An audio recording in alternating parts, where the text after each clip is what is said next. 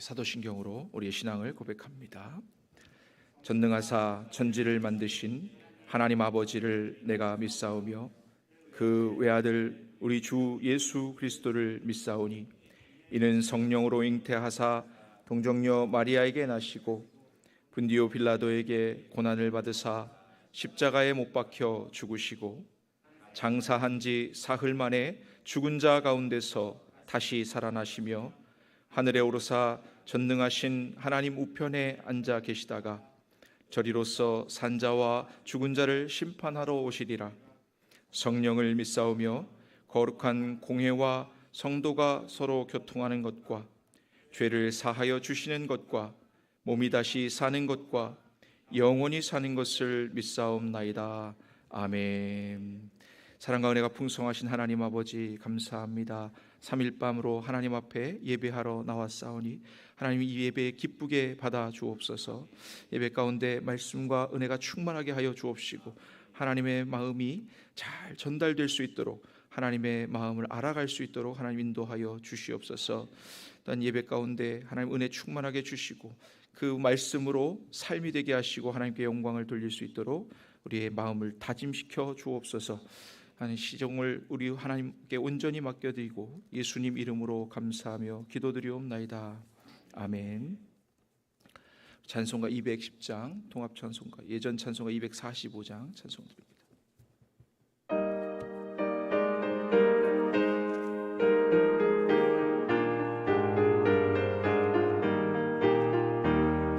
시온 성과 같은 교회 그의 영광 한없다.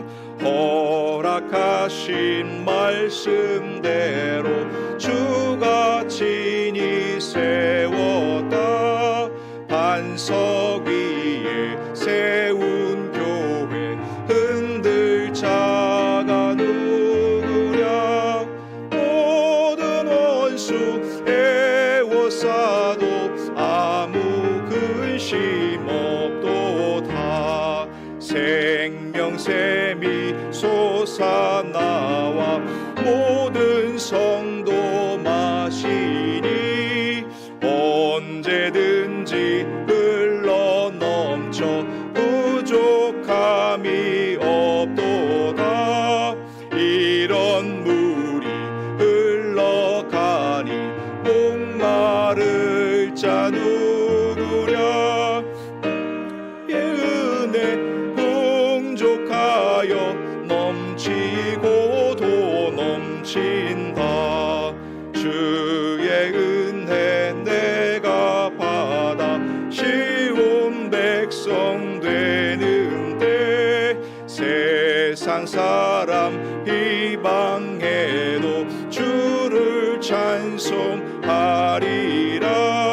세상 헛된 모든 영광 아침 안개 같으라. 주의 자녀 받을 복은 영원 무궁하도다. 아멘.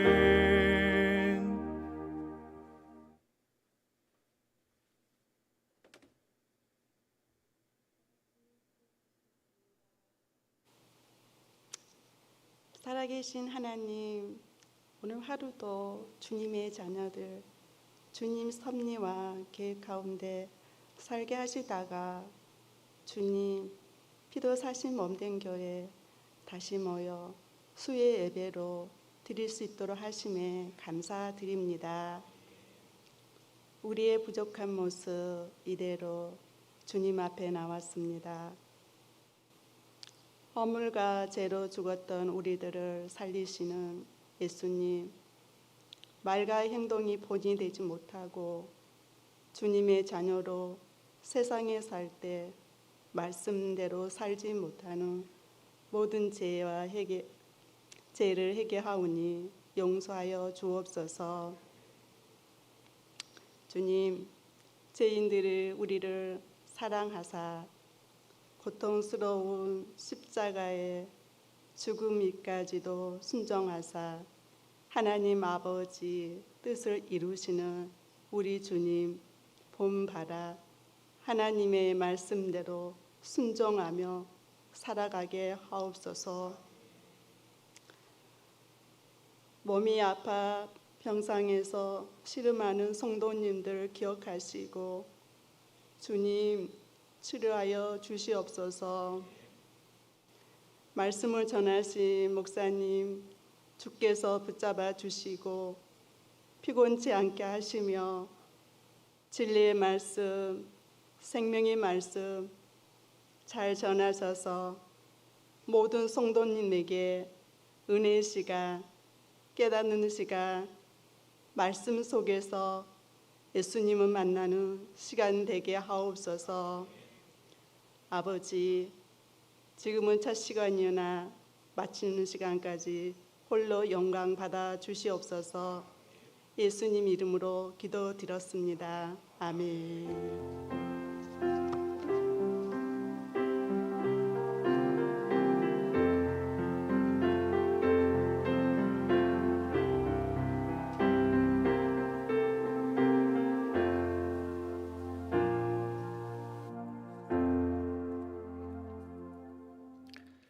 할렐루야, 교회 소식을 전해드립니다.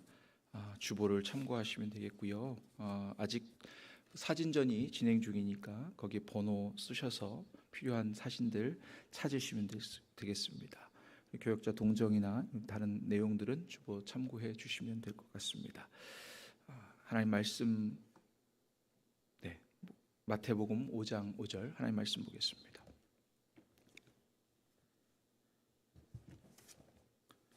우리 한 절 말씀이라서 다 같이 통독합니다.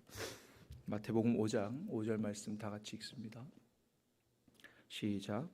온유한 자는 복이 있나니 그들이 땅을 기업으로 받을 것임이요. 아멘.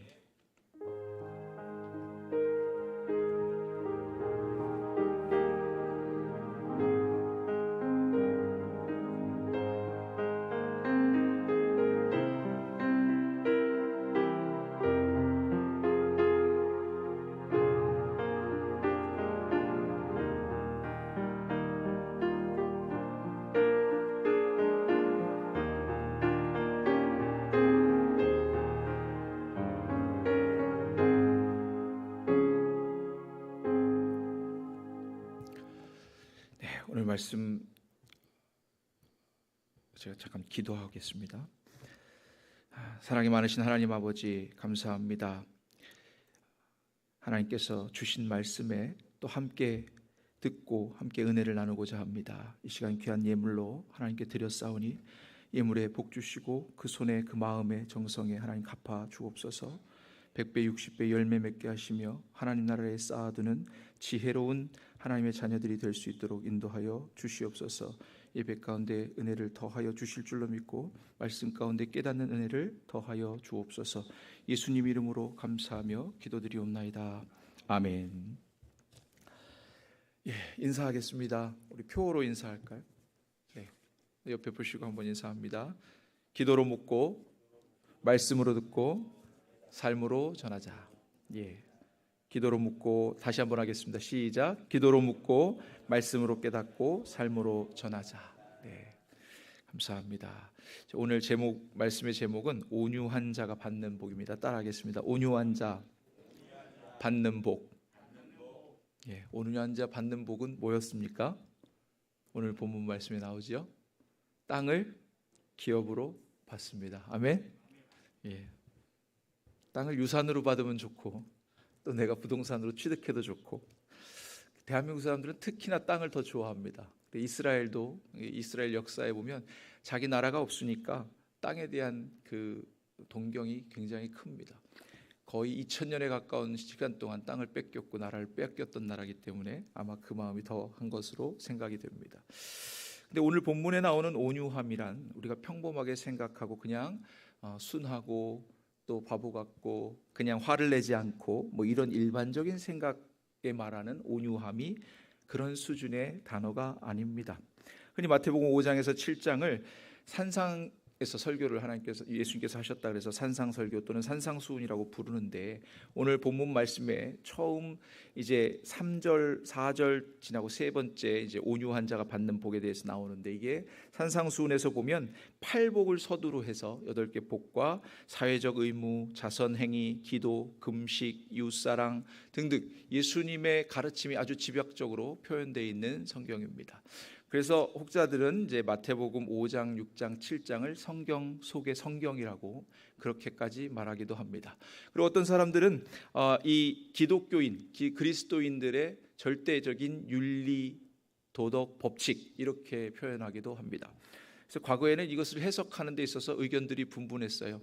이것이 과연 그리스도인들이 정말 이 땅에서 지킬 수 있는 법이냐, 아니면 저 천국에 가서나 이루어질 만한 법이냐, 그런 내용들에 관해서 싸울 만큼 너무나도 법이 특별합니다. 왜냐하면 당시로서도 마찬가지, 예수님께서 이 설교를 하실 때에도 이 율법사들, 바리새인들, 서기관들의 입장에서 보면 그들의 가르침, 율법으로 지키고 뭐 죄인은 미워하고 악인은 미워하고 원수 미워하고 뭐 원수 갚는 것과 또 법들도 다 눈에는 눈, 이에는 이, 이런 것만 생각하던 사람들에게 있어서 왼뺨을 때리면 오른뺨 내주라 그러지, 속옷 달라 그러면 겉옷을 주라 그러지, 오리를 가자 하면 십리를 가라 하지, 도무지 이해가 안 되는 법인 거예요.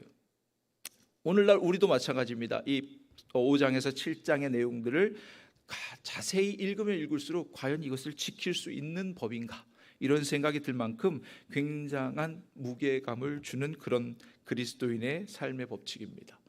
그런데 이 말씀을 하시고 한 번도 성경은 이것은 나중에 올 세상 천국에서 지켜야 될 법 이렇게 말씀하신 적이 없습니다. 이 말씀이 곧 우리에게 법이라는 뜻입니다. 즉 구약의 율법보다 훨씬 더 진보되고 발전되고 완성된 법이라는 말씀입니다. 그래서 저는 온유함이라는 결론부터 말씀드리면, 예수님께서 지금 온유한 자가 받는 복에 대해서 말씀하시는 것처럼 보이지만 사실은 팔복으로 시작해서 이 많은 산상수훈들을 말씀하시는 가운데 5장 마지막 절의 결론을 말씀을 먼저 하십니다. 5장 마지막 절입니다. 5장 48절 제가 읽어드리겠습니다. 그러므로 하늘에 계신 너희 아버지의 온전하심과 같이 너희도 온전하라. 아멘. 이게 결론입니다. 그러니까 이런 법들이, 이런 성품들이, 이렇게 온유하라, 또 심령이 가난하고 애통하고 의에 줄이고 목마르고 긍휼히 여기고, 이런 모든 말씀들이 하나님의 성품으로부터 왔다는 거고, 하나님의 성품은 그런 모든 것들을 다 완전하게 이루시는 분이고, 그 하나님이 온전하시니 너희도 온전하라. 이것이 결론입니다. 그러면 우리가 온유하면 어떤 정도까지 온유해야 되냐면, 결론을 말씀드리면 자신에게 있어서 가장 귀한 것을 내어주기까지 하는 게 온유입니다. 그냥 오늘 한번 조금 양보하고 그 순간 조금 양보하고 조금 참고 나 온유했어, 이게 아닙니다. 내게 있는 것 중에 가장 귀한 것을 내어주기까지 온유해야 진짜 온유라는 것입니다. 성경에 보면 온유한 사람의 대명사로 말할 수 있는 사람이 한 3사람에서 9사람 정도 오늘 압축해서 제가 말씀을 드릴 건데, 이 사람들의 이야기들을 듣고 나면 온유가 이런 거였구나 하고 생각하실 수가 있습니다. 가장 대표적인 예는 누구도 반대할 수 없는 예수님입니다. 뭐 예수님의 이야기를 하자면 한도 끝도 없겠죠. 그러나 예수님 십자가에서 죽으실 때의 장면을 생각해 보면, 아버지여 저들의 죄를 용서하옵소서. 그들이 지금 하고 있는 일이 무엇인지 모릅니다. 자기를 십자가에 못 박고 창으로 찌르고 채찍으로 때리고 하는 그 모든 과정들을 몸소 겪으시면서도 자기 자신을 내어주기까지 온유한 거예요. 그들을 향해서 계속해서 기도하고 용서를 구하시고 계십니다. 가장 온유함의 모범입니다. 우리는 십자가에 못 박히기는커녕 십자가에 못 박으려고 하는 어떤, 우리를 비난하는 어떤 말조차도 들을 준비가 안 돼 있는데, 예수님은 아무 죄도 없이 그것에 못 박히시면서도 이들의 죄를 용서하여 주옵소서. 그것이 온유함의 가장 표본입니다. 그럼 이제 예수님은 예수님이니까 그러시다고 하실까 봐 인물들로 한번 살펴볼 겁니다. 성경에 보면 이삭이라는 사람이 있습니다. 이삭을 보니까 당시에 이제 고대 근동의 역사 이야기를 하게 되는데, 이제 근동이라 그러면은 이제 유럽 사람들의 입장에서 근동이에요. 가까운 동쪽이란 뜻입니다. 근데 우리는 극동 방송 하잖아요. 우리는 이제 유럽 사람 입장에서, 서구의 입장에서 우리는 극동, 제일 동쪽 끝입니다. 우리가 보통 중동이라고 말하는 데는 사우디아라비아 같이 원유 기름 나오는 데 있죠. 그런 데를 중동이라고 해요. 그런 표현 자체가 사실은 완전한 표현은 아닙니다. 뭐 중앙아시아 또는 뭐 이렇게 북동아시아, 뭐 서남아시아 뭐 이런 식으로 표현해야 사실은 맞는 건데, 이제 서양에서 이제 역사를 정리하다 보니까 이제 극동, 중동, 이제 근동 이렇게 정리를 하게 된 거예요. 그래서 고대 근동이라고 하면 아브라함, 이삭, 야곱의 시대를 고대 근동 이렇게 생각하시면 됩니다. 근동이라는 건 아시아 끝입니다. 우리 입장에서 보면 저 유럽에 가장 붙어 있는 아시아 땅 이야기하는 겁니다. 근데 그때 당시에 이 우물이라고 하는 것은 뭘 뜻하냐면 생명이고 권력이고 재물을 축적할 수 있는 가장 좋은 수단이고, 지금으로 따지면 뭐가 되냐면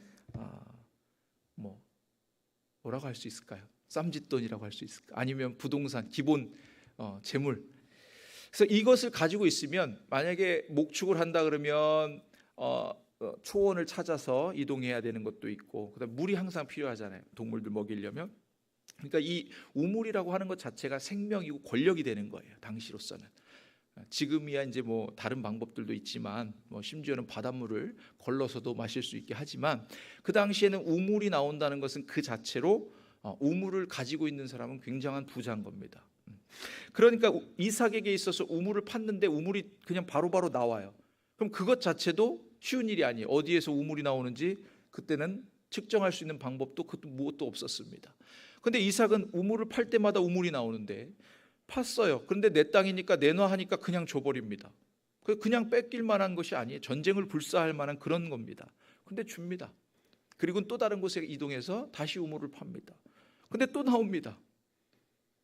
그리고 또 달라 그러니까 또 줍니다. 자, 그럴 수 있었던 것은 이삭이 이 우물이 생명인 것도 알고 재물인 것도 알고 권력인 것도 알지만 그것이 어디로부터 왔는지를 정확하게 알고 있는 겁니다. 하나님께서 복 주시면, 하나님께서 원하시면 내가 다투고 싸우지 않아도 하나님이 나를 이주시켜서 그곳에서 또 파면 우물을 주실 것이다. 이런 믿음이 있기 때문에 이삭이 얼마나 부유했냐면 그 해에 씨를 뿌려서 거두는데 100배나 거두었다 이렇게 써 있습니다. 그리고 마침내 거부가 되었다 이렇게 돼 있어요.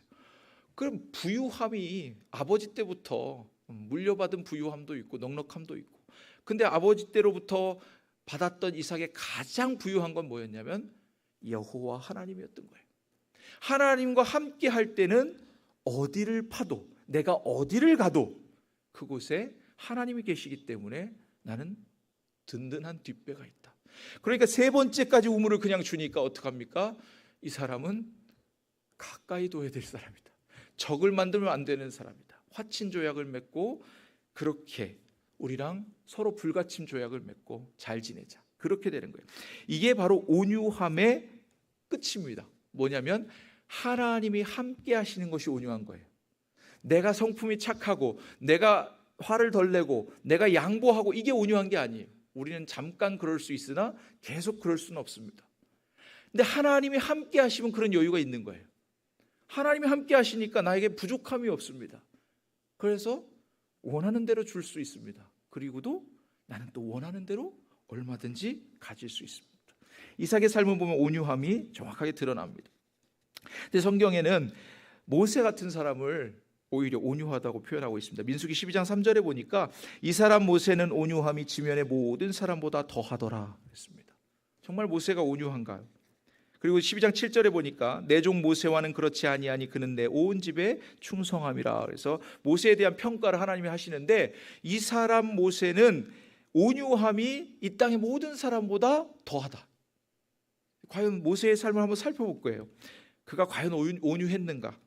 출애굽기 2장 11절에 12절에 보니까 간략하게 약수를 하면 어떤 애굽 사람이 한 히브리 사람 곧 자기 형제를 치는 것을 본지라. 그리고 12절에 가서 모세가 한 겁니다. 좌우를 살펴 사람이 없음을 보고 그 애굽 사람을 쳐 죽여 모래 속에 감추니라. 온유한 사람이 할 일인가요? 자기 족속을 괴롭히니까 화가 날 수는 있어요. 그런데 지금 모세는 어떻게 합니까? 좌우를 살펴 주위에 사람이 없으니까 쳐 죽였다 그랬습니다. 그리고 모래로 덮었다 그랬어요. 온유한 사람이 사람을 쳐 죽이진 않죠. 화가 날지언정 그렇게 하진 않죠. 그런데 여기 중요한 것은 좌우를 살폈다고 돼 있어요. 낮에 이야기했더니 뒤는 안 살폈대. 좌우를 살폈다는 표현이라는 건 앞뒤 좌우 주변에 사람이 없다, 뭐 그런 얘기 아니겠습니까? 네, 살피고는 쳐 죽였다 그랬어요. 모세가 살피지 않은 곳이 어딘가요? 위를 살피지 않은 거예요. 하나님 보지 않은 거예요. 온유한 적이 없는 거예요. 하나님을 알고 하나님을 봤다면, 하나님을 바라봤다면 사람을 쳐 죽이진 않았을 겁니다. 그렇죠? 그래서 모세의 성정으로 봐서는 온유하고는 정말 거리가 먼 사람으로 보입니다. 적어도 여기 출애굽기 2장에서는요. 그 다음에 어떤 것도 살펴보겠습니다. 출애굽기 4장 10절에서 17절에 보면 그 내용 중에 이런 게 있어요. 나는 본래 말을 잘 못하는 자니이다, 이렇게 표현합니다. 본인이 40에 사람 쳐 죽이고 미디안 광야로 피신해 갔어요. 그리고는 하나님이 자기를 찾지도 않고 한 40년을 거기서 방황했습니다. 유리했습니다. 그래놓고는 하나님이 찾았어요. 이제 내 백성의 소리가 내게 들렸으니 너는 가라. 그래서 애굽에 가서 내 백성을 건져내라. 너한테 내가 맡기는 사명이라 그랬더니 삐졌습니다. 나는 본래 말을 잘 못하는 사람입니다. 하나님께서 뭐라 그러냐면 입이 뻣뻣하고 혀가 둔한 자니이다, 이렇게 말하니까 모세에게, 야, 누가 사람의 입을 지었느냐? 여호와가 아니냐? 내가 지었는데, 내가 가라고 명령하는데 네가 뭐 때문에 못 간다고 하냐? 그랬더니 또 그럽니다. 아니요, 난 못합니다. 말도 못하고 아무것도 못하고. 그래서 40년 동안 자기 그냥 놔뒀다는 걸 아주 그냥 극하게 표현합니다. 그렇게 하나님께서 누가 사람의 입을 지었고 내가 지었지 않았느냐, 내가 너와 함께 가겠다, 아무리 설득을 해도 말을 안 듣습니다. 그래서 12절에 가서 보면 출애굽기 4장 12절에 이제 가라, 야 그만 좀 고집 피우고 가라 그럽니다. 이제 가라, 내가 내 입과 함께 있어서 라고 말씀하십니다. 그러니까 내가 너와 함께 가겠다 해도 안 들으니까, 야, 네가 말 못하면 내가 내 입과 함께 하겠다. 성경에 보면 하나님께서 그 입에 말씀을 넣어주신다는 표현들이 있어요. 대표적으로 예레미야 선지자 같은 경우는 20살밖에 안 됐는데 그 입에 하나님의 예언의 말씀들이 나오니까 자기는 말하고 싶지 않은데 너희들은 순종해라, 하나님의 말씀에 멍에를 메고 가서 잡혀가거든. 거기서 70년 하여튼 오랜 세월 동안 나무도 심고 결혼도 하고 거기서 하나님의 말씀을 배우고 듣고 외우고 그동안 제일 하나님의 말씀 못 지켰던 것을 잘 회복해서 그래서 돌아와라, 그렇게 이야기하는 거예요. 그렇게 하나님의 말씀이 오니까 이스라엘 백성들이 듣기 싫어요. 네, 왜 듣기 싫습니까? 우리가 70년이나 종살이 한다는 게 말이 안 되는 거예요. 그래서 하나냐라는 거짓 선지자는 딱 나와서 그럽니다. 2년만 참으면 돼. 여러분 70년 종살이 한다는 말을 듣고 싶어요? 2년만 참으면 회복시킨다는 말을 듣고 싶어요? 우리는 우리에게 유리한 말씀만 듣고 싶어하는 성향이 있어요. 사람들이 다 그래요. 그러니까 하나냐 거짓 선지자, 하나님께 받은 적도 없는데 예레미야는 하나님이 입에다가 막 말씀을 넣어주시니까 말하고 싶지 않아도 막 말씀이 나와서 그 말씀을 선포하는데 듣는 사람들은 그런 거예요. 하나님의 말씀이 중요한 게 아니라 내가 듣고 싶은 말만 듣는 거예요. 그런데 모세도 똑같습니다. 이제 내가 가라, 내 입과 함께 있어서 너의 입에서 나올 말들을 내가 해주겠다, 그렇게까지 말씀하시는데도 말을 안 들어요. 온유한가요? 하나님의 말씀에 이렇게까지 반기를 드는 사람은 별로 못 봤어요. 정말 고집이 센 거예요. 온유하고는 거리가 먼 거예요. 그러니까 하다 하나님께서 설득하다 안 돼서 그럽니다. 야, 네가 말을 진짜 못한다고 하니까 네 형 아론을 내가 보낼게. 그는 말 잘하기로 유명하니까 그를 보내는데, 그리고는 너는 그에게 하나님과 같이 되고라는 말씀까지 하십니다. 그래서 너는 가서 가만히 서 있어. 내가 아론을 통해서 다 할 테니 너는 내 대신 가 서 있기만 해. 얼마나 참으시는지 몰라요. 하나님께서 모세를 하나 사용하시기 위해서 정말 몇 번을 설득하시고 또 설득하십니다. 모세 자체만 보면, 모세의 성정만 봐서는 온유한 것과는 거리가 먼 것처럼 보입니다. 그런데 그렇게 설득해서 보낸 모세가 애굽의 10가지 재앙과 많은 이적들을 나타낼 때에는 모세가 어떻게 보였을까요? 아론의 눈에만 하나님처럼 보인 게 아니라 이스라엘 백성들 눈에도 하나님처럼 보이고 또 애굽 사람들 눈에도 그렇게 보이는 거예요. 그가 그렇게 거절하고 그렇게 자기 고집을 피웠음에도 불구하고 그가 하나님처럼 보이도록 하나님 만드셔서 그를 사용하십니다. 그래 놓고서는 이 사람 모세는 온유함이 진유에는 모든 사람보다 더하더라 라고 말씀하십니다. 그 말씀이 무엇이냐? 하나님을 어떻게 인정하고 받아들이느냐, 이게 온유하냐 그렇지 않느냐를 결정하는 거예요. 그러니까 온유함이라는 것은 내가 착하고 순하고 남을 배려하고 또 남에게 화를 안 내고 이게 온유함이 아니라 하나님의 온유한 성품을 받는 거예요. 그 하나님의 온유한 성품을 인정하는 거예요. 온유함만 있는 것이 아니라 하나님께 모든 성품이 우리에게 위임된 겁니다. 근데 특별히 오늘 온유함을 말씀을 드리는 거예요. 그래서 48절을 아까 읽었듯이 하늘에 계신 너의 아버지의 온전하심과 같이 너희도 온전하라는 거예요. 그러니까 내가 온유해서 내가 성품이 좀 덜 급해서 온유한 사람으로 인정되는 것이 아니라 하나님과 함께 가는 사람이 온유한 사람이에요. 모세가 하나님과 함께 갔더니 하나님과 같이 보였다, 그런 뜻입니다. 그리고 그 모든 일을 행하고 나서 이제 모세가 어떻게 바뀌는지 한번 보세요. 이스라엘의 사람들을 출애굽시킨 다음에 그 광야에 40년을 이끌어가면서 모세가 얼마나 힘들었겠습니까? 저들 내가 다 낳았습니까?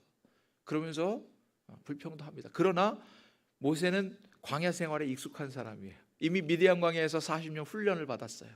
그리고는 이제 이스라엘 백성들을 데리고 광야 생활을 시작하는데 그들이 하나님 앞에 범죄하니까 하나님께서 저들을 다 진멸하고 다 없애버리고 내가 너로 새 민족을 만들어서 내가 약속한 땅에 들어가게 하자. 그랬더니 모세가 그럽니다. 아닙니다. 그러나 이제 그들의 죄를 사하여 주옵소서. 출애굽기 32장 32절에 보니까 그러나 이제 그들의 죄를 사하여 주옵시고 그렇게 아니하시면 원하건대 주께서 기록하신 책에서 내 이름을 지워버려 주옵소서. 이렇게까지 달라졌어요. 아까 제가 처음에 말씀드린 대로 자기에게 가장 소중한 거, 모세의 생명을 내어 거는 겁니다. 자기를 다 내어 거는 겁니다. 그리고는 하나님 그들을 사하여 주옵소서. 예수님께서 십자가에서 죽으실 때 모든 생명, 물과 피를 다 흘리면서 우리에게 모두 다 내어 주신 것처럼 모세가 그렇게 온유한 사람이 되었습니다. 그 성정으로서는 할 수 없는 일을 하고 있는 겁니다. 왜? 하나님과 40년을 동행하면서 하나님과 함께하면서, 그러니까 미디안 광야에서 하나님 같이 하시지 않았을 때와 이제 하나님이 출애굽시킬 때 모세를 붙들고 사용하신 것을 직접 몸에서 느낀 모세는 달라진 거예요. 하나님의 성품을 몸에, 하나님의 온전하심을 체험한 겁니다. 그 다음부터는 모세가 달라진 거예요. 그리고는 이 백성들이 하나님을 모르기 때문에 그렇습니다. 하나님 용서하여 주옵소서. 그리고 하나님을 정확하게 알고 있는 모세는 그것을 막습니다. 모세가 어떻게 해서 하나님 정확하게 압니까? 모세는 모세 오경을 기록한 사람이에요. 태초에 하나님 천지를 창조하신, 아무도, 이 인류가 아무도 모르는 원역사를 다 알고 있는 거. 11장 이전에 창세기에 모든 우주의 창조와 그 모든 것들의 질서를 모세는 정확하게 알고 기록한 사람입니다. 그런 하나님께서 자기와 함께 하시는 것을 몸소 느꼈기 때문에 떨기나무부터 시작된 모세의 하나님과 함께하는, 그래서 하나님의 성정이 함께할 때 어떤 역사가 일어나는지를 너무나도 정확하고 명백하게 체험하고 보았던 것입니다. 그래서 하나님께 기도할 때 하나님의 방법대로 기도하는 거예요. 하나님께서 이 백성들을 이끌어내시지 않았습니까? 하나님 이들을 그냥 멸하시겠습니까? 하나님 그렇게 하실 수 없습니다. 하나님의 약속의 말씀이 이들과 함께 있지 않습니까? 그래서 원하건대 주께서 기록하신 책에서 내 이름을 지워버려 주옵소서. 그 기록하신 책이 뭐예요? 모세 입장에서 창세기, 출애굽기, 레위기, 민수기, 신명기, 그 중에 4권이 모세 이름이 빠져버리면 말이 안 되는 거예요. 예전 성경에는 생명책이라고 기록하고 있는데 지금은 정확하게 번역이 돼 있어요.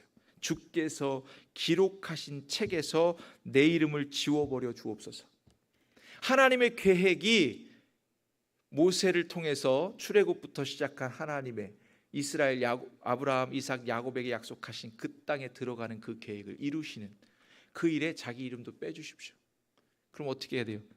그러니까 그들은 다 멸하고 나만 데리고 다시 새 민족을 이루어서 다시 시작하는 거 저는 안 하겠습니다. 저도 지워주십시오. 그들과 함께 차라리 진멸을 당하겠습니다. 이겁니다. 그러니까 하나님이 하실 수 없음을 아는 거예요. 하나님이 신실하심을 아는 거예요. 하나님의 완전하심을 아는 겁니다. 하나님이 약속하신 것을 끝까지 이루실 때까지 멈추시지 않을 것을 정확하게 알고 그대로 기도하는 겁니다. 이게 모세의 온유함입니다. 자, 그럼 온유하다는 건 뭐예요? 하나님을 어떻게 알고 하나님을 어떻게 믿느냐는 거예요. 하나님이 어떤 분이신지를 정확하게 아는 거예요. 그래서 자기 자신을 내어주기까지 온유하라는 겁니다. 그래서 예수님과 이삭과 모세와 같은 사람처럼 우리가 하나님 앞에 온유해야 되는데, 그럼 예수님 너무 멀고요. 모세처럼 하기는 우리는 그렇게 큰 인물이 아닙니다. 이것만 온유가 아니에요. 다른 인물들을 예를 들어봅니다. 스데반과 같은 사람은 이번에는 죽기까지 온유한 사람들만 한번 추려봤습니다. 스데반은 어때요? 돌에 맞아 죽는 순간에도 하나님 저들의 죄를 모릅니다. 예수님 십자가에서 죽으실 때처럼 그렇게 온유합니다. 그들을 향해서 원망하지 않습니다. 그리고 하나님의 복음이 조금이라도 나의 죽음으로 인해서 더 증거되기를 기대합니다. 이게 온유한 거예요. 하나님이 나와 함께 하시기 때문에 내가 이 돌에 맞아 죽는 고통을 그대로 참을 수 있고 견딜 수 있는 겁니다. 그들을 원망하지 않을 수 있는 겁니다. 이게 온유인 거예요. 베드로를 보세요. 십자가에서 자기가 정말 예수님 전도하고 막 변화된 베드로를 한번 생각해 보고 그 성정이 얼마나 급합니까? 온유하고는 거리가 먼 사람이잖아요. 그런데 베드로가 십자가에 못 박히면서 자기 복음 전하고 나서 십자가에 못 박고 죽이려고 그러니까 아니다. 나 십자가에 못 박아주는 거 감히 내가 예수님처럼 어떻게 못 박히겠느냐. 나 거꾸로 못 박아달라. 못 박히는 걸 감사하면서 그렇게 해달라고 하는 거예요. 이게 온유인 겁니다. 하나님이 나와 함께 하시기 때문에 세상이 감당할 수 없는 모습을 보여주는 것이 온유입니다. 내 스스로 온유하려고 아무리 노력해도 내 스스로 착한 척하고 내 스스로 용서할 수 있다고 하고 내 스스로 그것을 받아들인다고 해도 잠깐뿐인 거예요. 근데 하나님과 함께하면 모든 순간에 온유할 수 있는 줄로 믿습니다. 나를 죽기까지 내어줄 정도로. 이게 진짜 온유인 거예요. 바울 같은 사람은 한번 보세요. 사도 바울을 말합니다. 그가 사울일 때 생각해 보세요. 스데반이 죽는 그 자리에 증인으로 나타나서 그가 죽는 것이 마땅하다 여겼다 그랬습니다. 청년 사울이. 그렇게 자기가 믿는 신봉하는 유대교를 위해서는 사람을 죽기까지 내어모는 거에 있어서 아무런 거리낌이 없던 모세가 자기 동족 히브리 족속을 핍박하는 거에 있어서 쳐 죽이면서 아무 죄책감이 없던 그 모습과 똑같아요. 그런데 바울이 된 다음에는 자기가 로마의 감옥에 있으면서 감사하다. 오직 복음과 예수 그리스도 그 나라에 전파되는 속도만을 마음에 두는 거예요. 그리고는 자기가 목이 잘려 죽는 순간에도 이로 인해서 하나님의 나라가 증거되면 나와 동행하신 하나님을 너희도 같이 느끼기를 원한다. 원망은커녕 감사하면서 죽을 수 있는 거예요. 자기 목숨을 내어 주기까지 온유한 겁니다. 저와 여러분 이렇게까지 되시기를 주의 이름으로 축복합니다. 어렵죠. 온유하다는 게 이렇게 어려운 겁니다. 다른 인물들을 보겠습니다. 자, 이번에는요 원수를 사랑하기까지 온유한 사람들입니다. 예수님이 이제 마태복음 5장 43절 이하에 보면 원수를 사랑하라는 거예요. 유대인들이나 서기관들이나 바리새인들의 생각으로는 원수를 미워하라고 했는데 어떻게 원수를 사랑하라는 거야? 이해가 되질 않는 거예요. 그런 상황 가운데 있습니다. 근데 다윗을 보세요. 사울 왕이 계속해서 죽이려고 합니다. 죽을 이유가 없어요. 잘못한 게 없어요. 사울 왕이 힘들 때마다 음악으로 성령으로 그를 도와주고 치유해주고 그랬던 다윗입니다. 그런데 계속해서 죽이려고 합니다. 창으로 찔러 죽이려고 벽에 박으려고 하기도 하고 그렇게 쫓아다니면서 군대를 이끌고 죽이려고 쫓아다닙니다. 그래서 다윗 입장에서는 뭐예요? 자기 원수예요. 근데 두 번이나 사울 왕의 목숨을 거둘 수 있는 기회가 있었습니다. 그러나 다윗은 어떻게 합니까? 원수였던 사울 왕을 내가 감히 하나님이 기름 부은 자를 하나님께 맡기는 거예요. 하나님의 절대 주권을 인정하는 사람이 온유한 사람이에요. 왜? 내가 지금 이런 핍박을 당해도, 내가 지금 이런 어려움을 당해도 하나님의 주권을 믿으니까, 크신 하나님을 믿으니까 내게 온유하라고 말씀하신 그 하나님을 믿기 때문에 온유할 수 있는 거예요. 내가 손해보는 것 같고, 내가 억울한 것 같고, 내가 힘든 것 같고, 나만 당하는 억울한 누명 같아도 예수님 생각하고 다윗 생각하는 거예요. 지금 다윗을 보세요. 다윗은 자기가 정말 죽을 짓을 한 적이 없어요. 사울 왕을 왕권을 노려본 적도 없어요, 다윗이. 그런데 그렇게 죽이려고 합니다. 그런데도 자기는 하나님이 세우신 기름 부은 자를 절대 자기 손으로 하나님의 크심을 믿는 겁니다. 그래서 이 믿음이 곧 온유라는 겁니다. 하나님의 크심을 믿음이 곧 온유라는 겁니다. 하나님의 주권을 인정하는 온유한 사람입니다. 룻기서에 보면 보아스라는 사람이 있어요. 보아스라는 사람은 어떤 거냐면, 자, 그가 이제 룻을 기업 물을 자를 찾는데 성문에서 다른 기업 물을 자가 먼저 우선순위가 있습니다. 그런데 그가 처음에 물으려고 했다가 뭐라 그럽니까? 내 기업에 손해가 있을까봐 하지 않겠다. 그렇게 말합니다. 그래서 보아스가 그럼 나는 그것과 관계없이 손해가 있든 없든 상관없이 나는 이 기업을 물을 것이다. 자, 그 이유를 뭐라고 설명하냐면 그가 하나님 앞에서 또 효부이고 하나님의 뜻을 온전히 따른 룻이기 때문이기도 하고, 또한 중요한 겁니다. 하나님의 법과 질서 안에는 무엇인가 있을 것을 믿기 때문인 거예요. 그러니까 제사장 나라는 뭐냐면, 이스라엘의 이 기업 물은다는 건 뭐냐면, 그 형제가 죽으면 동생이 들어가서 그 형의 이름으로 자손을 낳아줘서 하나님이 주신 땅을 기업으로 물르게 하는 거예요. 이게 유대인의 법입니다. 자, 여기 땅이라는 게 등장하는 거예요. 하나님이 처음부터 말씀하시기를 땅을 그 숫자대로 제비 뽑아서 하나님이 분배하셨다는 거예요. 그러면 그 족속의 이름이 사라지지 않도록 하나님이 유지하신다는 겁니다. 그런 차원에서 이 보아스는 자기의 이름을 남기는 것이 아니라 룻과 그의 남편 그 가문의 이름을 남기기 위해서 자기 것을 희생하는 거예요. 근데 그것이 하나님의 뜻이기 때문에 따른다는 거예요. 자기 것을 늘어나게 하기 위해서, 자기 것을 부유하게 하기 위해서가 아니라 하나님의 나라가, 하나님의 뜻이 이루어지는 것을 하기 위해서. 이래서 보아스가 예수님을 예표하는 거예요. 나의 손해는 생각하지 않고 하나님의 나라가 이루어지는 것을 먼저 생각한다. 이게 바로 온유입니다.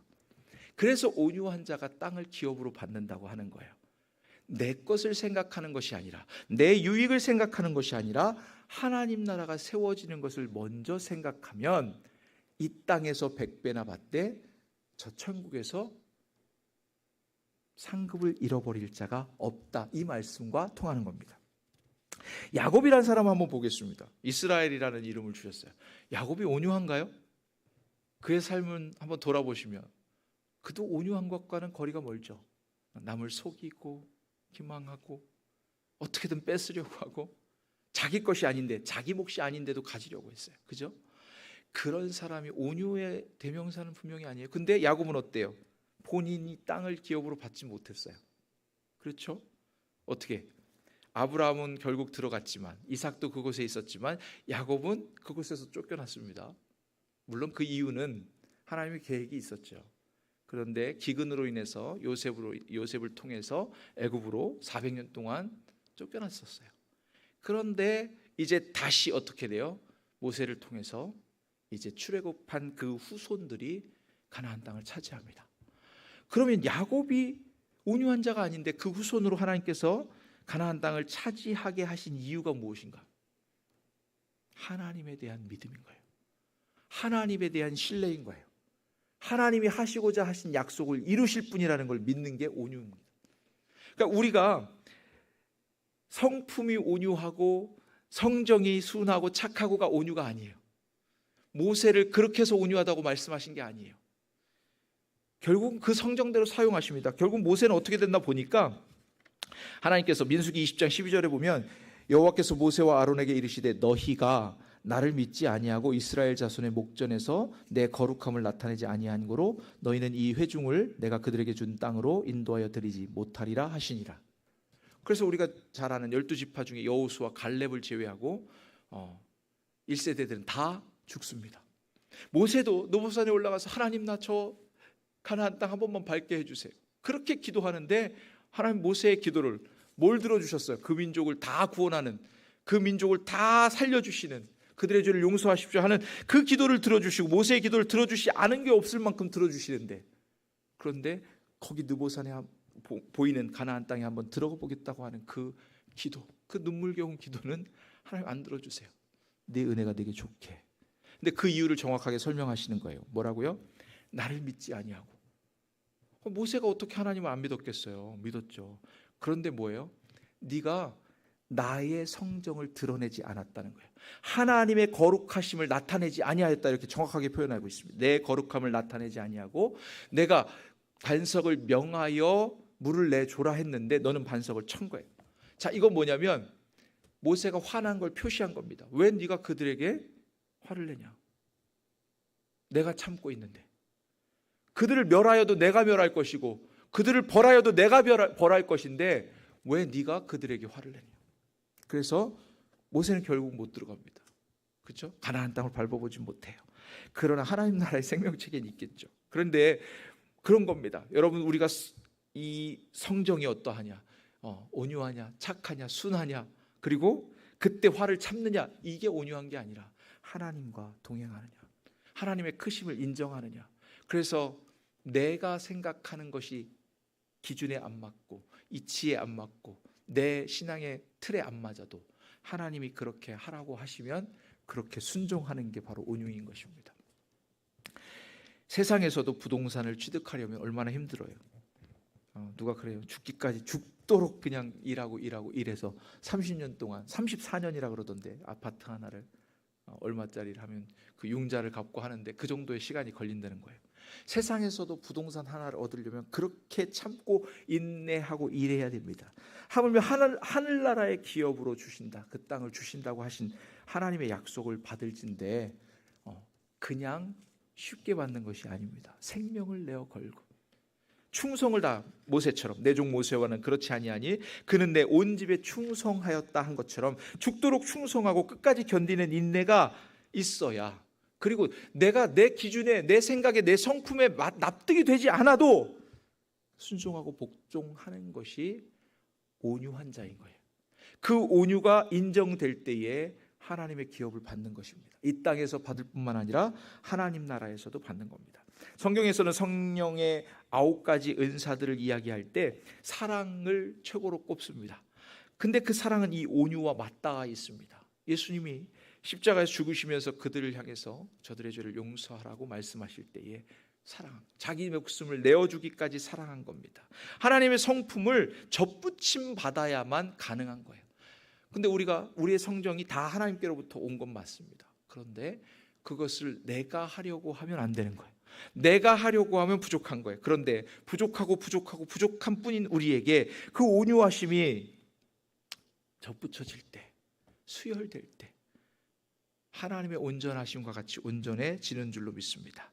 그래서 약속 있는 첫 계명, 효하면 이 세상에서 장수하고 잘 되는 것처럼 그것과 더불어 약속 있는 하나님의 성품인 거예요. 너희가 온유하면 복이 있다. 근데 반드시 땅을 기업으로 받는다. 그래서 다투는 자리에는 남는 게 없어요. 그래서 성경은 분명히 그렇게 말합니다. 다투는 아내와 사는 것보다, 그렇죠? 화목한 가정이 낫고 먹을 것이 없어도 그게 더 낫다 그럽니다. 그 이야기는 뭐냐면 하나님이 함께 하시는, 하나님의 성품이 함께 하시는 사람에게 따르는 거예요. 부도 따르고 그 이외의 것들도 따르는 거예요. 그래서 우리는 온유하기 위해서 다른 게 아니라 하나님의 성품에 접붙임 받는 거예요. 그래서 저와 여러분들이 자신의 가장 귀한 것을 내줄 수 있어야 될 줄로 믿습니다. 그럼 처음에는 생명이라 그랬고 또 무엇이라 그랬습니다. 어떤 분에게는 자녀일 수 있습니다. 어떤 분에게는 재산일 수 있습니다. 그렇죠? 근데 우리에게 가장 소중한 거 가만히 한번 생각해 보세요. 뭐냐면 어떤 사람에게는 내 고집이에요. 나 이것만큼은 못 꺾어요, 하나님. 어떤 사람에게는 내 기준이에요. 이것만큼은 내가 꺾을 수가 없어요. 하나님이 아무리 말씀하셔도 이건 제가 어렸을 때부터 배운 거예요. 어렸을 때부터 난 이렇게 신앙을, 나 원래 그런 사람이에요, 이렇게 이야기한다는 거예요. 하나님이 고쳐줄 수 없다는 거예요. 그래서 하나님께 맡겨드리는 삶이 되기를 축원합니다. 그래서 여러분들에게 가장 귀한 거는 여러분이 꺾지 못하는 그겁니다. 여러분이 내려놓지 못하는 그겁니다. 그걸 하나님께 드려야 돼요. 그때에 땅을 기업으로 받을 뿐만 아니라 천국을 소유하고 그곳에서 하나님의 주신 기업들을 소유하게 되는 줄로 믿습니다. 찬송 부르겠습니다. 347장 찬송합니다. 347장입니다.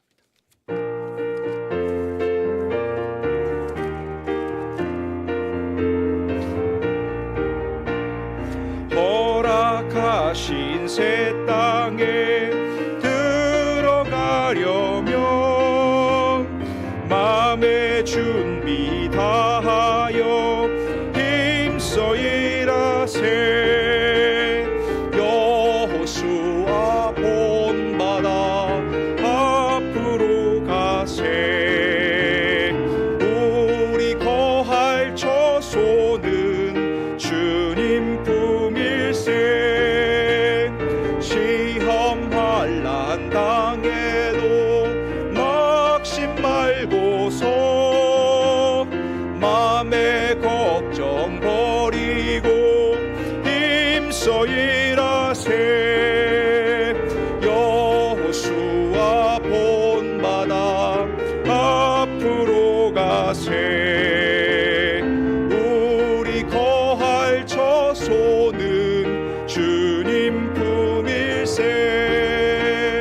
앞서가신 예수님 바라보면서 모두 마음을 합하여 힘써 일하세. 여호수아 본받아 앞으로 가세. 우리 거할 처소는 주님 품일세. 일할 곳이 아직도 많이 있는데 내하게 나가서 힘써 일하세. 여호수아 본받아 앞으로 가세. 우리 거할 처소는 주님 품일세.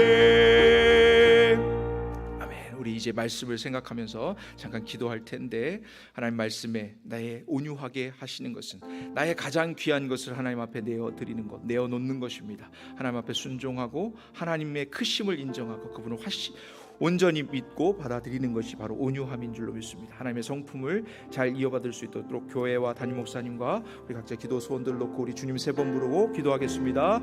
주여 주여 주여. 사랑과 은혜가 풍성하신 하나님 아버지 감사합니다. 아버지 하나님 우리에게 성품을 주셨고 하나님의 성품을 닮아갈 수 있도록 하나님 인도하시고 은혜 주셨고 하나님의 성품에 하나님의 생명의 근원 되신 하나님을 아버지 하나님 담을 수 있는 귀한 은혜를 허락하신 하나님, 아버지 하나님 우리가 하나님의 성품을 닮아가고 아버지 하나님 하나님을 더욱더 가까이 알아갈 수 있는 저희들 되게 하여 주옵소서. 온유함의 핵심 하나님을 전적으로 신뢰하며 그 하나님을 믿고 의지하며 하나님의 마음에 합한 자가 되어서 하나님이 아버지 내어달라고 하는, 하나님께 내어드릴 수 있는 모든 것을 내어드리고 생명까지도 자기 필요한 것, 자기 귀한 것, 자기 아직 고집 아버지 하나님 내가 아끼고 아버지 하나님 내가 이것만은 내어줄 수 없다고 하는 그것까지도 가장 소중하게 여기고 내가 가장 아끼는 그것까지도 하나님께 내어드릴 수 있는 저희들 되게 하여 주시옵소서. 아버지 하나님 성민교회를 사랑하셔서 아버지 하나님 그간의 모든 리모델링 과정 가운데 함께하여 주셨고 하나님의 은혜 가운데 이제껏 인도하신 것처럼 아버지 하나님 앞으로 하나님의 뜻대로 사용되어지는 온유한 교회, 아버지 하나님 복음의 아버지 하나님 선교의 메카가 되는 교회, 아버지 하나님 좋은 것들로 아버지 하나님 이웃들을 섬기는 교회, 하나님 기뻐하시는 교회로 삼아 주옵시고 아버지 하나님 특별히 담임 목사님 세우셨사오니 아버지 하나님 영육간의 강건한 은혜와 충만한 은혜를 더하여 주셔서 아버지 하나님의 뜻을 다 이루시기까지 아버지 하나님 크게 사용하시며 하나님께서 기뻐하시는 뜻대로 아버지 하나님 충만히 사용하시는 귀한 담임 목사님으로 더욱더 강건하게 충만하게 세워주시고 넉사하여 주시옵소서. 아버지 하나님 교회와 성도들 각자의 개개인의 환우들을 믿습니다. 아버지 하나님 환우들을 기억하여 주옵시고 아버지 하나님 그 환우들의 삶을 아버지 하나님 그 삶에 아버지 하나님 찾아와 주시고 위로하여 주시고 어루만져 주셔서 아버지 하나님 회복시켜 주셔서 하나님의 나라를 증거하는 증인들의 삶을 살 수 있도록 하나님 역사해 주시옵소서. 우리 가운데 함께하여 주옵시고 인도하여 주옵소서. 하나님 역사하여 주시옵소서. 주기도문으로 예배 마치겠습니다. 하늘에 계신 우리 아버지여, 이름이 거룩히 여김을 받으시오며 나라 임하옵시며 뜻이 하늘에서 이룬 것 같이 땅에서도 이루어지이다. 오늘 우리에게 일용할 양식을 주시옵고 우리가 우리에게 죄 지은 자를 사하여 준 것 같이 우리 죄를 사하여 주시옵고 우리를 시험에 들게 하지 마시옵고 다만 악에서 구하시옵소서. 나라와 권세와 영광이 아버지께 영원히 있사옵나이다. 아멘.